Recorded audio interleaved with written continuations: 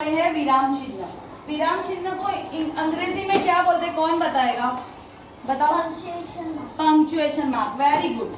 तो आज हम वही पढ़ने वाले हैं। पंक्चुएशन मार्क्स हिंदी में क्या क्या बोला जाता है।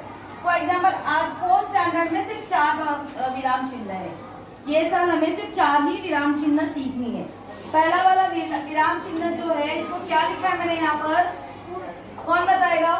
पूर्ण विराम। पूर्ण विराम। पूर्ण मतलब फुल एंड विराम मतलब स्टॉप। तो पहला वाला जो है वो क्या है, पूर्ण विराम का इंग्लिश में क्या होता है? Full stop. ये वाला चिन्ह जो है पूर्ण विराम, ये कब इस्तेमाल किया जाता है, कब इस्तेमाल होता है, कब यूज होता है ये वाला चिन्ह? When sentence is complete. Hindi का पीरियड है बेटा, हिंदी में बताओ। जब वाक्य खत्म हो जाता है। जब वाक्य खत्म हो जाता है तब ये पूर्ण विराम का इस्तेमाल किया जाता है। उसके बाद है अल्प विराम। अल्प विराम को इंग्लिश में क्या बोलते हैं? Last batch comma. ठीक है। अब ये अल्प विराम का इस्तेमाल कब किया जाता है, कौन बताएगा? सिर्फ एक ही को पता है?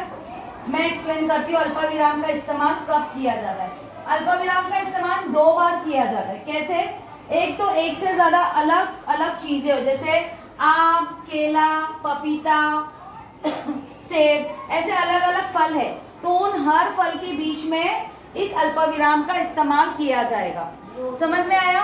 इसके अलावा एक ही इंसान को अलग अलग नाम से बुलाया जाए। फॉर एग्जाम्पल इसका नाम क्या है?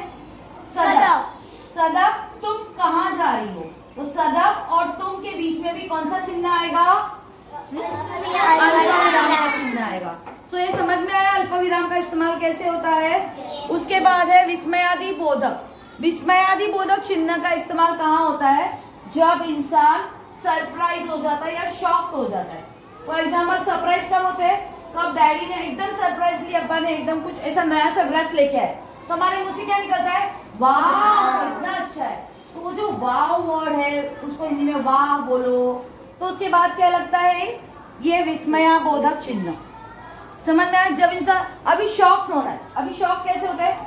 हम लोग लेके जा रहे हैं कुछ भी, कोई अपनी फेवरेट चीज लेके जा रहे हैं, बहुत संभाल के लेके जा रहे हैं कि कहीं गिरे ना, ठीक है, और चलते चलते हमको ठोकर लग गई और हमारे हाथ से वो चीज छूट गई नीचे, तो हमारे मुंह से फट से क्या निकलता है? Oh shit. तो ओह के बाद क्या आता है? विस्मया बोधक चिन्ह। समझ में आया? तो ये विस्मया बोधक चिन्ह मतलब जब हम सरप्राइज होते हैं, जब हम शॉक हो जाते हैं, तब इसका इस्तेमाल होता है। एंड प्रश्नवाचक चिन्ह का इस्तेमाल कब होता है? प्रश्नवाचक चिन्ह बताओ।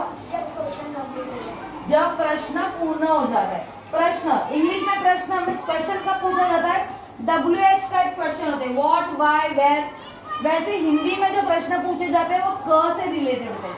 कौन, कहाँ, किसने, क्या, कैसे, ऐसे वाले अक्षर अगर सेंटेंस में आए, वाक्य में आए, तो प्रश्नवाचक चिन्ह का उपयोग किया जाता है।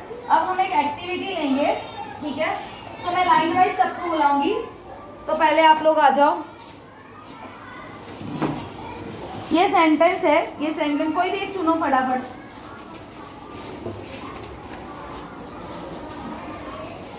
ये सेंटेंस को सबसे पहले तो सही करके लगाओ। ये सेंटेंस सही करके लगाओ। अब ये सेंटेंस कोई एक सेंटेंस पढ़ के दिखाओ। पढ़ो। वो आयशा, तुम घूमने गए थे। घूमने गए हैं। क्या पढ़ा लिखा है वो पढ़ो। वो आयशा घूमने गए थे। गई हैं। गई है। वह आयशा घूमने गई है। अब मेरे पास यहाँ पर ये 4 मार्क है, ये 4 हमारे विराम चिन्ह है। 2 लड़कियां चाहिए मुझे जो आके यहाँ विराम चिन्ह लगाएंगी। बराबर विराम चिन्ह लगाओ।